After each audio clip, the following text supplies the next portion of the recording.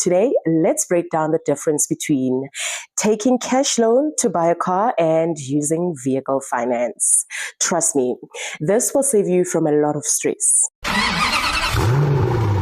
Let's start with a cash loan. A cash loan is basically when you go to the bank and say, I want money, and the bank gives you a personal loan. The bank is not involved with the car. It can be used for anything, but the interest rate is usually much higher because a personal loan is unsecured, meaning the bank has no guarantee. Also, the repayment term is usually shorter, which means higher monthly installments.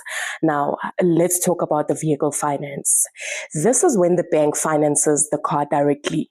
The car acts as security, so you usually get better interest rate. You can choose longer term, up to 72 months. People even go up to like 90 months or so now. So your installment becomes more affordable. The bank pays the dealership. You drive the car and the bank owns it until you finish paying. So what's the difference? A cash loan is expensive but flexible. Vehicle finance is cheaper and specifically designed for buying a car. With vehicle finance, you also get options like a balloon payment, extended warranties, service plans, and lower installments. So before you buy your car, think carefully about which option actually makes sense for your pocket. It's Ntabi, the car sales lady, connecting you to your dream car.